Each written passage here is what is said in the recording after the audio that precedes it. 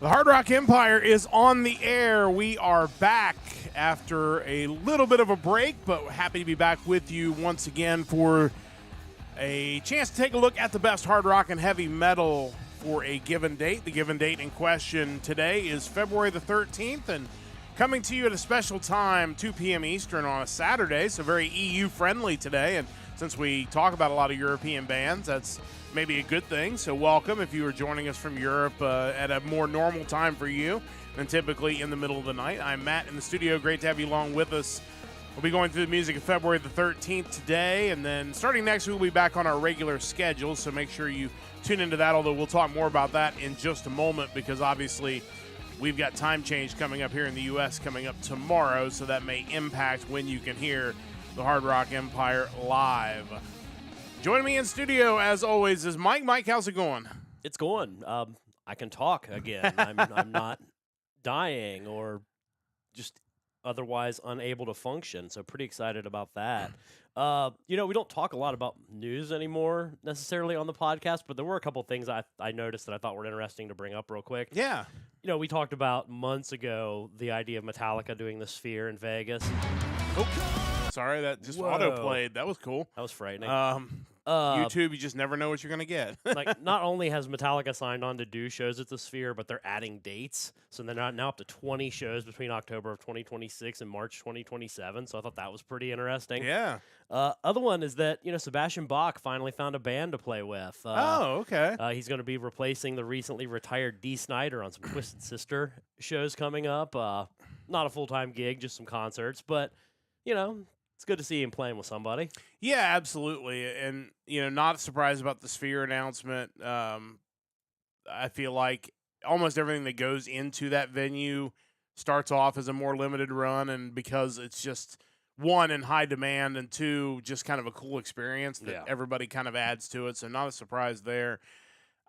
Good for Sebastian Bach. It's very clear that,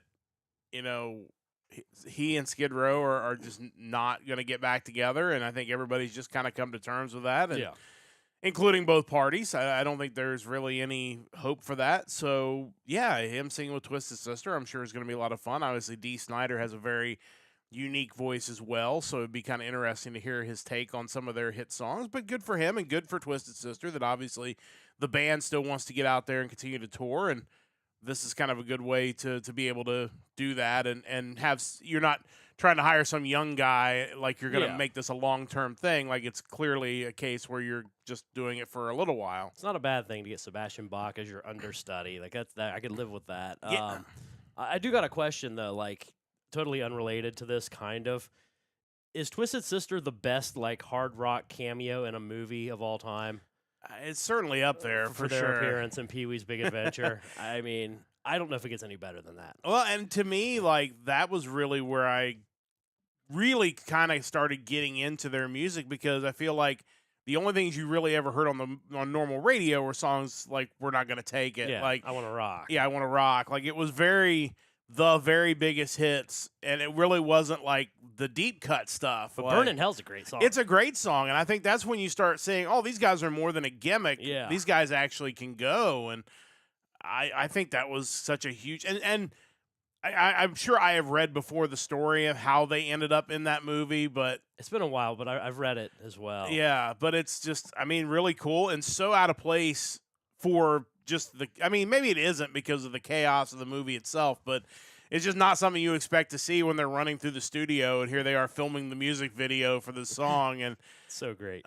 Just a classic. If you have never watched that, you should definitely go back and do that. But check out the song and the movie. Yes, both. Pee-wee's Big Adventure. I mean, I can't think of a movie that further exceeds expectations more than that. Yeah. I think. Yeah, I think so. I think if you, even back in the day, if you were just looking for that to be, just kind of an extension of the TV show or whatever it may be, like, they went way above and beyond. And obviously when you see the people who were involved in that movie, you can understand why. Like, they clearly wanted this to be big, and it was. And I think it still holds up, which is always great to see. Would gladly watch it any day. Yeah, for sure. So definitely check that out. And obviously check out Twisted Sister maybe checked them out on tour. In Yeah. fact, so that's kind of some good news. But always good to hit some news headlines every once in a while on the podcast, especially when we've had some downtime, as Mike mentioned.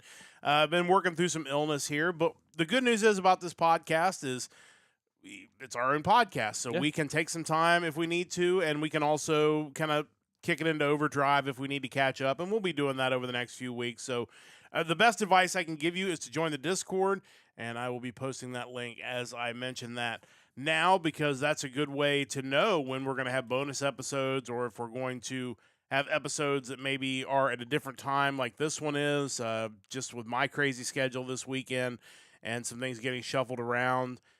We had to kind of do an afternoon Saturday podcast, but like I said, a little more EU friendly, so maybe that will benefit those people as well. So definitely join the Discord.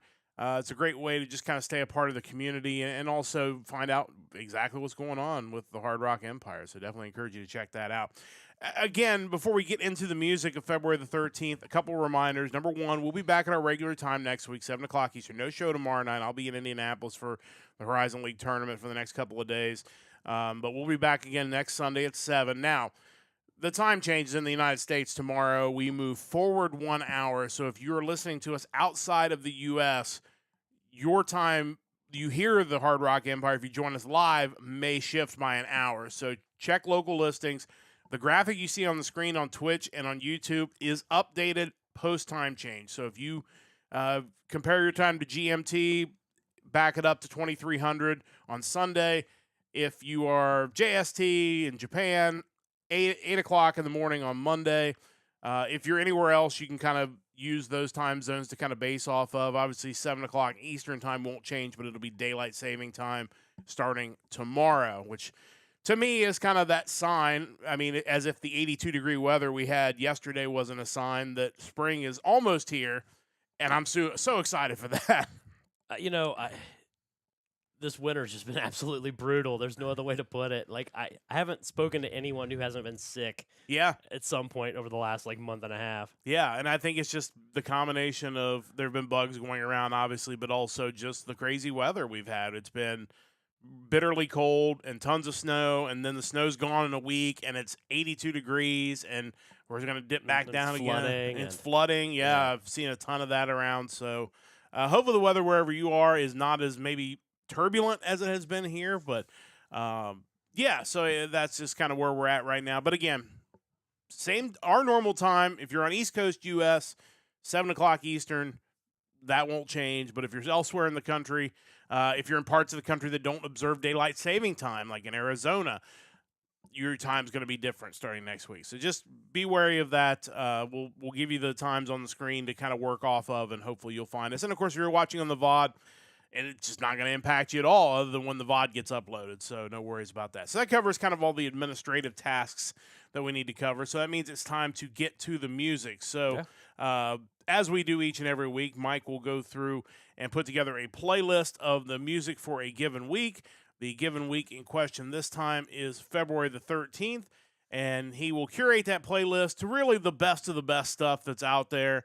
He'll go through kind of curate it a little further. I'll go through, listen to it. We'll go through the albums, and we'll each pick an album that we want to spotlight. And then before we get to the ones that are kind of our spotlight albums, we like to go through, and Mike likes to go through and kind of give us any other interesting albums, whether it's interesting band names, whether it's big acts that have releases. Sometimes it's box sets and live albums, things like that maybe are worthy of a mention, but maybe not in our spotlight for this given week. So before we get to the two albums that we chose for the week, Mike, what do you have as far as just kind of the best of the rest, if you will? Yeah, so there wasn't really a whole lot major label artists, at least nothing on my radar as far as new releases go. There were a couple other albums that I listened to this week that I'm not selecting, but could have because they were both really good as well. The newest one from Ian Highhill, Him Among Graves. Dude is a Finnish metal single man band. Dude's really good at what he does. Yeah. If you like Deep Purple, Black Sabbath, give his stuff a listen. But that album was really good. Then there was the second album from the band Leatherhead, a Greek speed metal band. Their album Violent Horror Stories came out. Listen to that. At times I kind of got old Queensryche vibes from these guys, and that's always a really cool thing as well. So check those out. We did get some re-releases and box sets coming out, or came out and re-released, or whatever. But one of those being a covers album from the band Enough's Enough, the classic glam metal band. Their cover album, Covered in Gold, originally came out in 2014.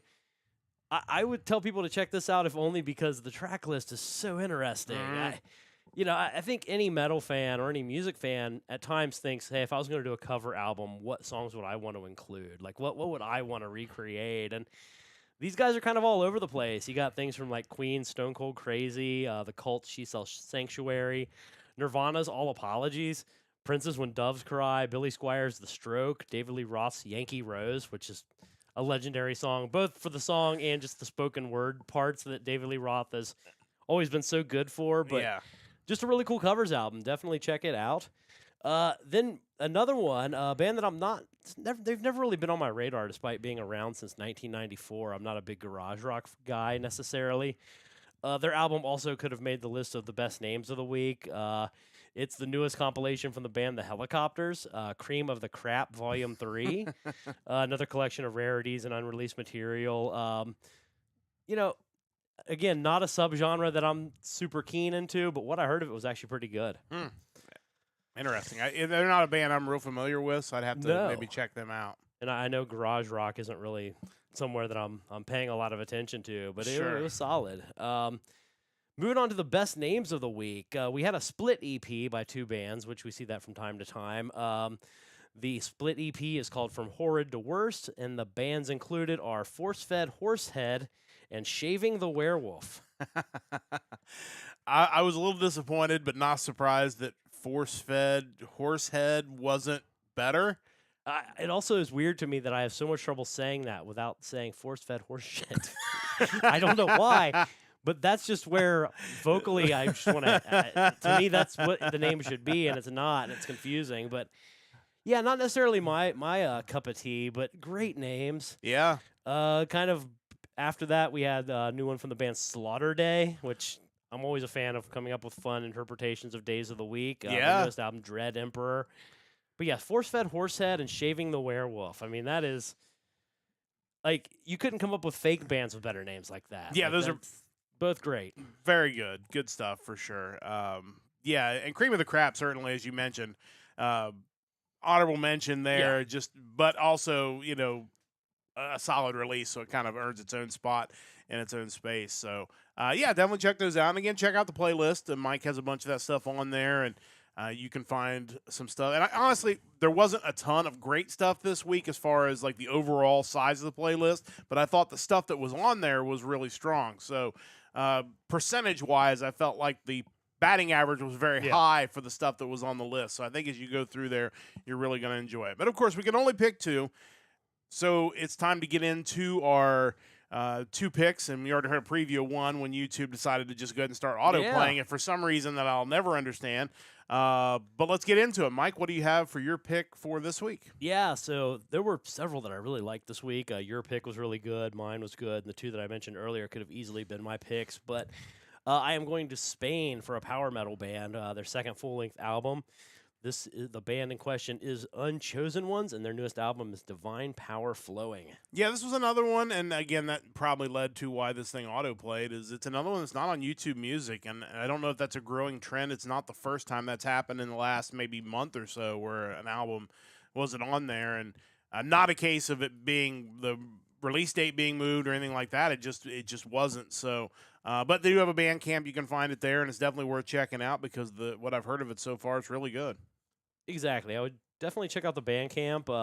One thing I noted on the Discord from the listing on their Bandcamp, and I thought this was really important, is that if you buy the CD, let's see, where does it mention it here? Oh, yeah, there it is. Experience the true lossless quality in your house, compatible on all CD players, DVD players, and Sega Saturn boot menu. So if you're still playing your music on your Sega Saturn, rest assured that the Unchosen Ones album will play on that. It's funny because that sentence, it feels like even a few years ago would have been ridiculous, and now there's 100% somebody out there listening to their music on their Sega Saturn. Oh, absolutely. And, being a retro gaming guy in general, there is something about like that era of gaming, like the boot screens that came up when you turned on those like 32-bit systems. Just man, it takes you back to a time for sure. It does. But anyway, like I mentioned, this is their second full-length album, follow-up to 2023's debut, Sorrow Turns to Dust. Band formed in 2020 and includes Jose Fernandez on drums, Fran Romero on guitars, Christian Marco on keyboards, Javier Calderon on vocals, and Pablo Alvarez on bass. Metal Archives lists the band's themes as self-empowerment, which I kind of feel like is a necessary component for power metal bands. Like there has to be a certain like, yeah, get up and get excited kind of something that plays really well in like the festival circuit, I think. But also video games and movies. The first album featured tracks inspired by Mad Max, Castlevania, Elden Ring, Dark Souls, and there was even a track written as a tribute to the Berserk creator, Kentaro Miura. So really cool there. Yeah. This newest album, Divine Power Flowing, continues where that left off. You have the tracks Caught by the Wind, inspired by Castlevania, Whirligig Saw, inspired by Bloodborne, and Divine Power Flowing, the title track, is a tribute to Fist of the North Star. So that's really awesome. Yeah, no kidding. A lot of ways, this to me feels like classic power metal, something I would have discovered in the early 2000s that maybe was released in the late 90s. Created by bands who either are no longer around or if they are, have kind of moved on to different musical directions. So it's kind of cool to have current bands doing this. The added bonus to me also is that now you're going to have bands that are making this kind of music that you like who are inspired by a lot of what shaped your own childhood, whether it be just classic 80s and 90s movies, video games, anime. It really just enhances the experience even more.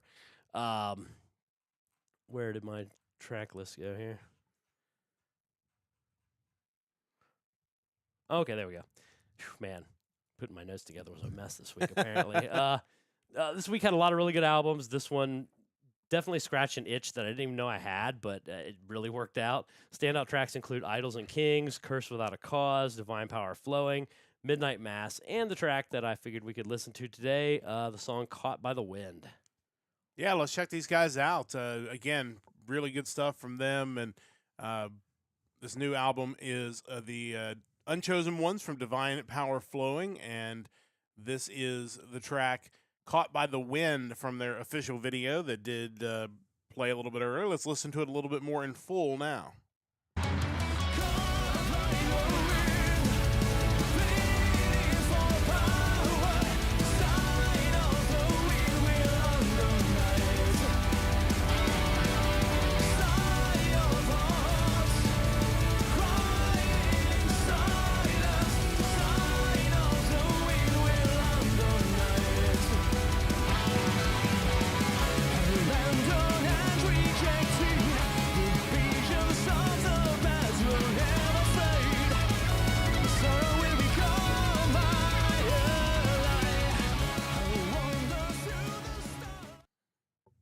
Yeah, you know, this was one, like I said, that jumped out on the playlist this week, and I thought it was really good. Like you said, there were certainly a handful of things this week that could have been picked, but, you know, I do think, you know, when you start talking about some of those influences, it adds a little something extra for people of our age that not only is it good and it's power metal, which is always going to be something that we're going to spotlight on this podcast, but kind of has a little bit more of I don't say a nerdy edge to it, but a little bit of a, you know, just kind of some of the same stuff that we enjoy. But yeah, I'm looking forward to getting a chance to check this whole album out because what I've heard so far has been really excellent. It's kind of funny because you think of like some of the older bands, like they were doing the same things, but they were writing about Tolkien and Lovecraft, and probably equally nerdy of topics. But now we're into 2026, and you know where your nerd references fall might be a little different. You might be now into the 80s and 90s and beyond, and I'm all for it. Yeah, for sure. It's definitely worth checking those guys out. Thought that was really good stuff from the Unchosen Ones, their new album out on February the 13th. Definitely check that out. I have a great pick as well this week. Like Mike said, I really thought there were 3 or 4 bands that really stood out this week, but this one to me was really excellent. This is the prog rock metal project that at one point was based in Italy, now considered to be Paris-based. This is Primaluce with Way of Perfection.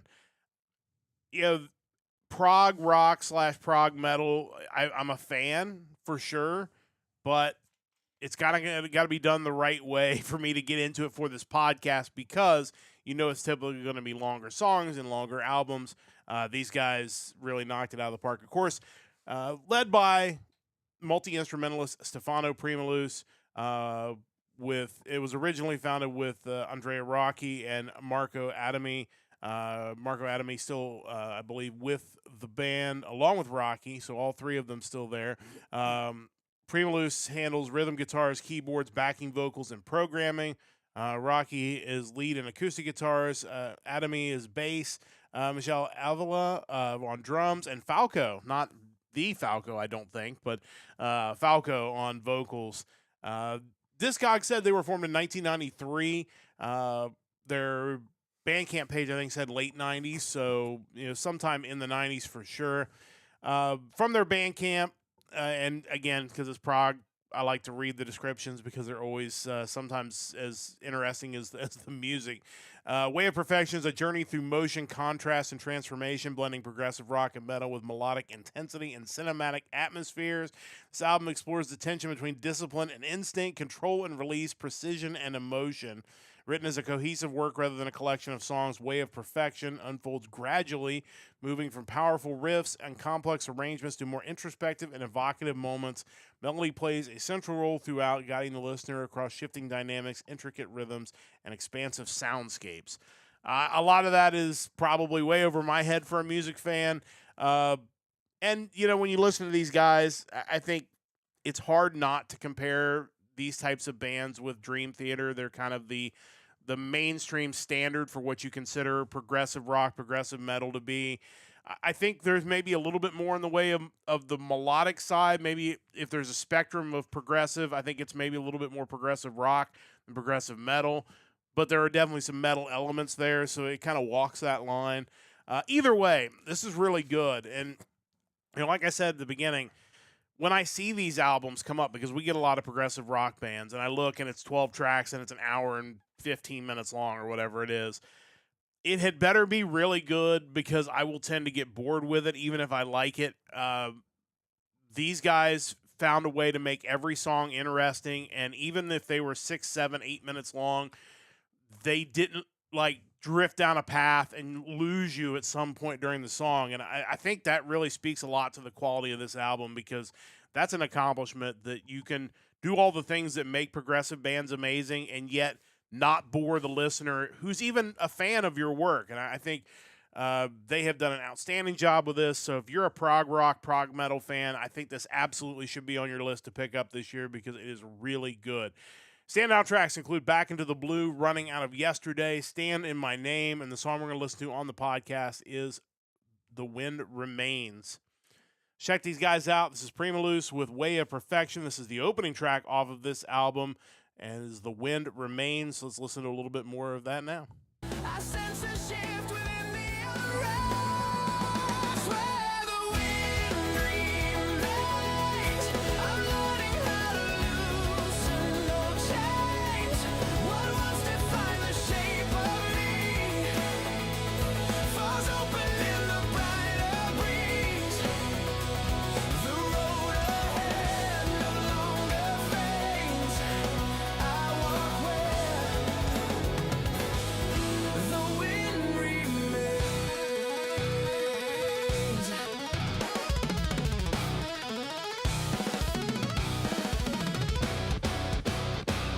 I used to hold the past with.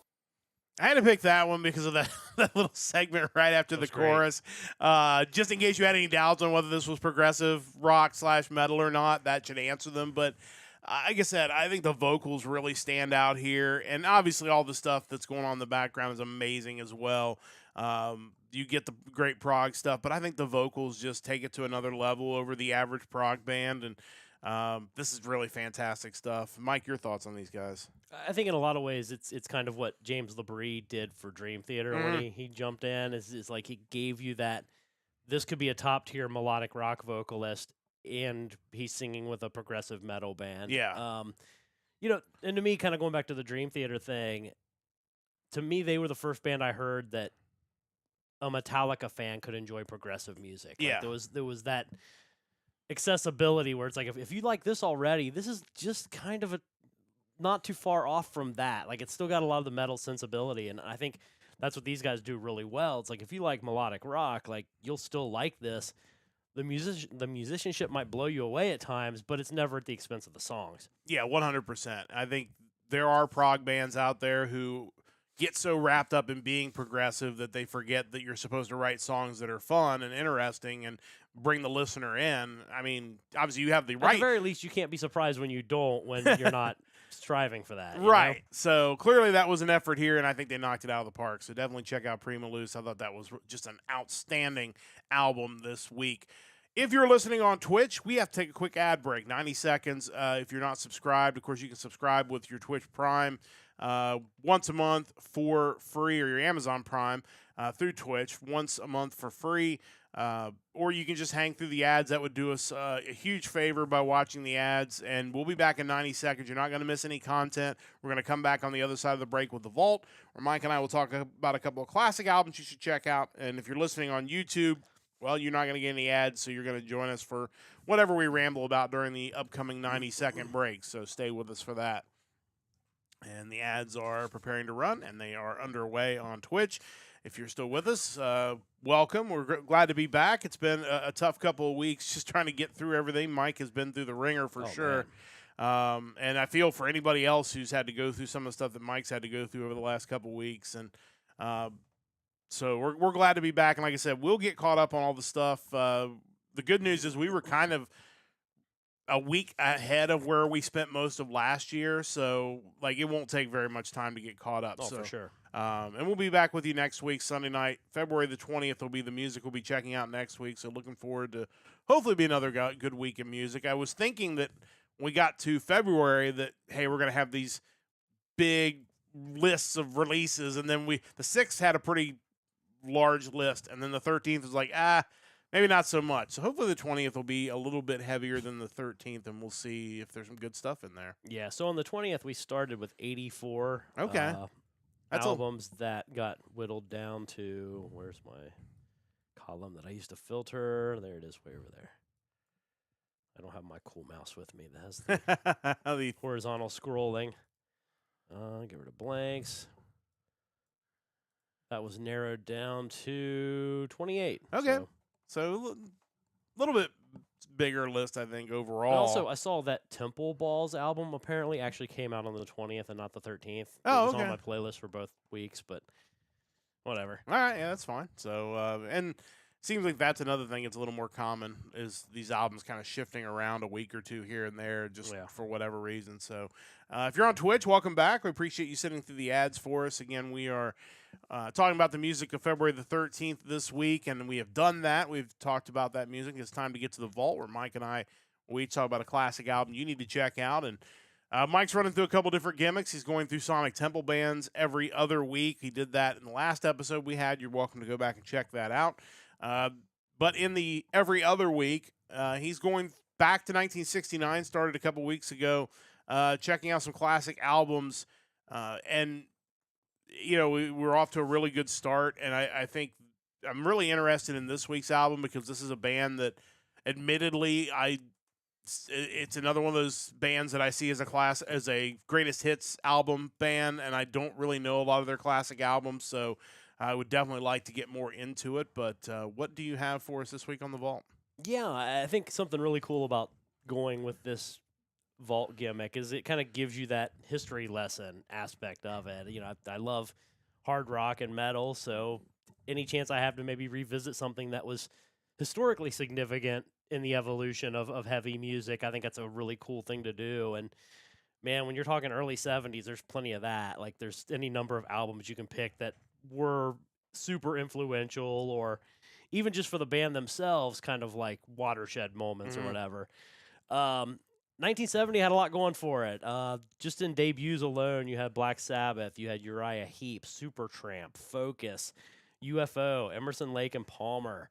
A lot of heavy hitters there. Then you had albums. I mean, back then, like these bands were releasing albums like every year. Yeah. So you had Argent, Jethro Tull, King Crimson, who I think released 2 albums in 1970. Moody Blues, Golden Earring have a self-titled album. That's a band I'd like to go back and check out. They talk about a band that's not even really a greatest hits band. I only know 2 of their songs. Right, they're greatest 2 hits. Yeah, Mott the Hoople, Pink Floyd, Led Zeppelin, Genesis, King Crimson. Yeah, the second one there. But the one that I ended up going with was one that I knew was kind of a big deal because it involved a lineup change that really kind of solidified just a legendary form of that band, or mark as they put it. So with that being said, we are looking at the album from the band Deep Purple. It is their 4th album. It is 1970s in rock.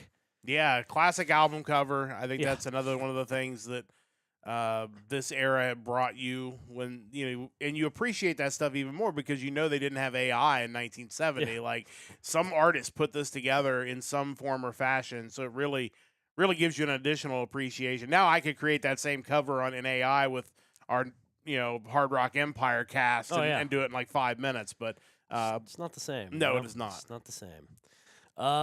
So Deep Purple, they had released 3 albums under the Mark I lineup previous to this, which included, of course, Ritchie Blackmore on guitars, John Lord on keyboards and backing vocals, Ian Pace on drums and percussion, Rod Evans on lead vocals, and Nick Simper on bass and backing vocals. Interesting thing about them is they were actually already kind of successful in the States just on those 3 albums.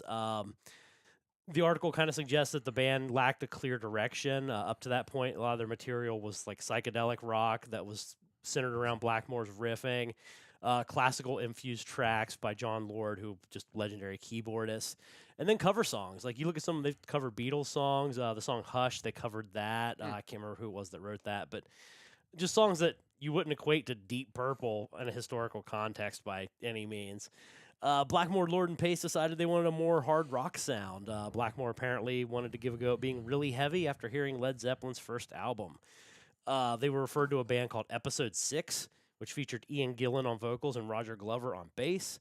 While kind of originally they were on the fence because they kind of had a pretty good gig with Episode 6, they eventually jammed together and both decided to join the band.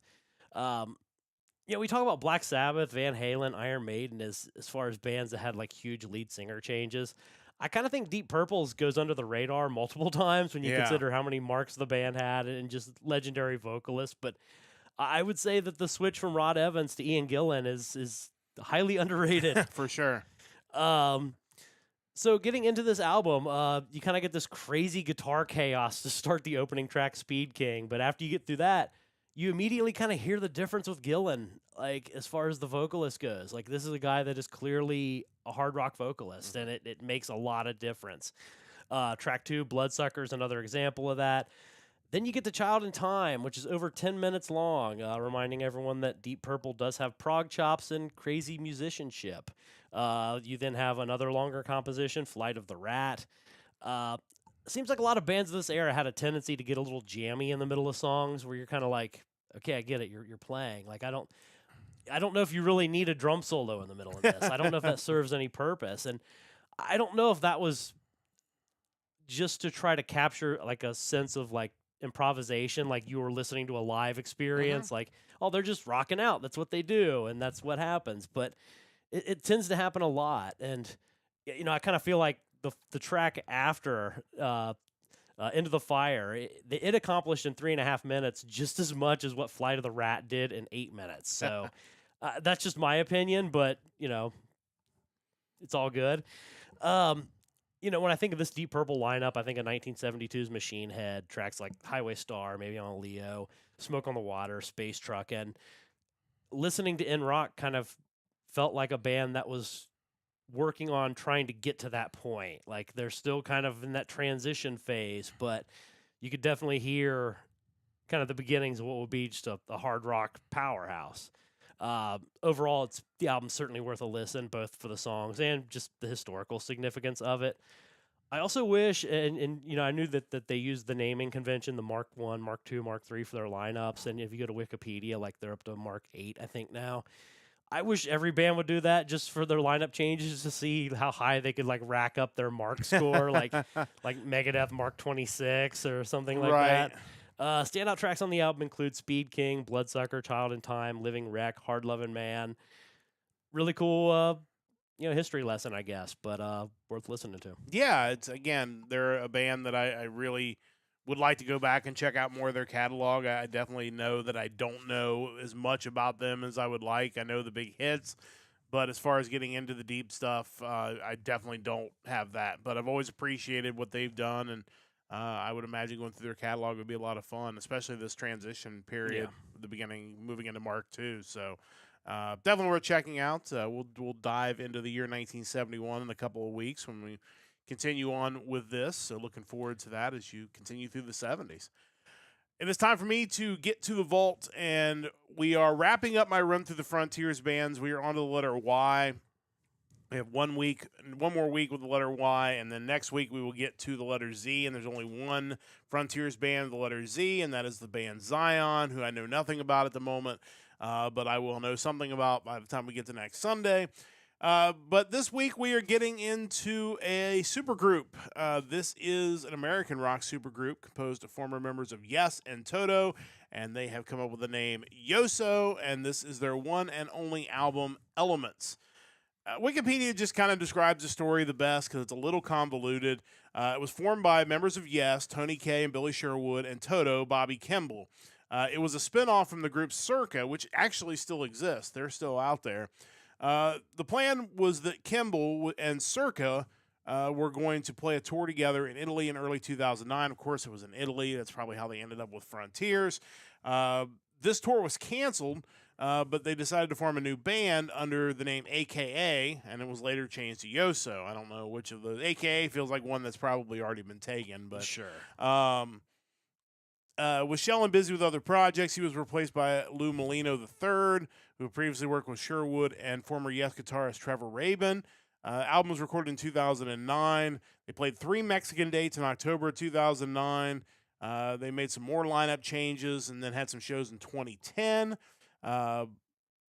We also added Frontiers announced some lineup changes with drummer Scott Connor of a Genesis tribute band and Johnny Bruns of a Yes tribute band coming in. In their live shows, they played a mixture of classic Toto songs, classic Yes songs, and material from the new album, which is basically what you get here, and I'll talk more about that in a moment. In 2011, the band dissolved. Bruns joined Kaye and Sherwood in Circa, once again replacing Jimmy Hahn, and basically that was the end of that. The YouTube music file for this album is weird because it's a 2-album release. You have the album of new stuff that they created and an album of them playing the new stuff live along with the classic Yes and Toto songs live. But for whatever reason, YouTube Music has decided let's just put them all together into one track listing, shuffling the 2 lineups together. So as you listen to it, you will get a studio album version of a song and then immediately followed by the live album version of the same song. It makes for not a great listening experience as you go through. I don't know if it was always organized that way, but it's very strange. And however that ended up happening, I don't think did this album a whole lot of favors. The new album, the original stuff they wrote was fine. If you're a fan of Yes or Toto, there's a good chance you either have it or you have an opinion on it. And maybe that's the reason you don't have it. I don't think it's necessarily anything that you need to go run out and check out. It was okay, but nothing really to write home about. Obviously, the live tracks of the Yes and Toto stuff is good, as you would anticipate. But again, I'm sure both those bands have live CDs that are the band themselves playing it. So do you need to find a hybrid version of those? Probably not. So I would say overall this is probably a pass, but I don't regret listening to it. It was fine.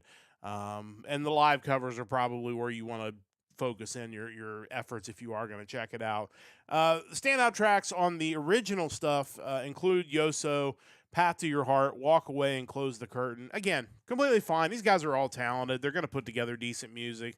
But kind of forgettable at the same time, and probably the reason why they had one and only one album before they decided to go on and do their own things. So, like I said, next week, Zion, we're going to wrap that up, and then we're going to move on to something else. But,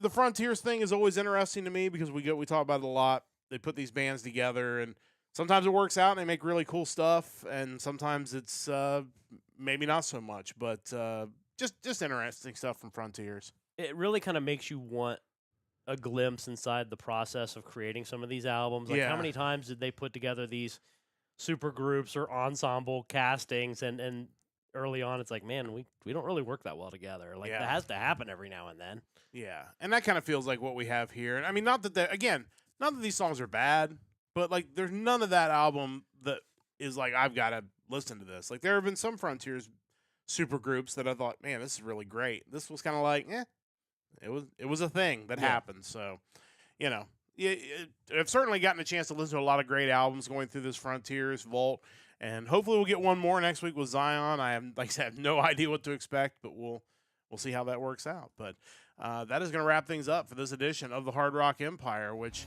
I hope I turn that up so you can hear the music. And again, we'll be back with you normal time, 7 o'clock Eastern, next Sunday night for the music of February the 20th. And again, if you are not changing your clocks tomorrow, then your time that you're going to hear us is going to change by an hour. So make sure you check out our Discord, which is pinned in both chats. And that way you'll know in your time zone when the Hard Rock Empire will air each and every week. A big thanks to Mike, as always, for his hard work on this podcast. A big thanks to Soap Lake Media for their continued support of the podcast. And a big thanks to you for checking it out whenever and wherever you are checking us out. We will join you again next Sunday night for another episode of the Hard Rock Empire. Until then, don't forget to join the Empire, the Hard Rock Empire.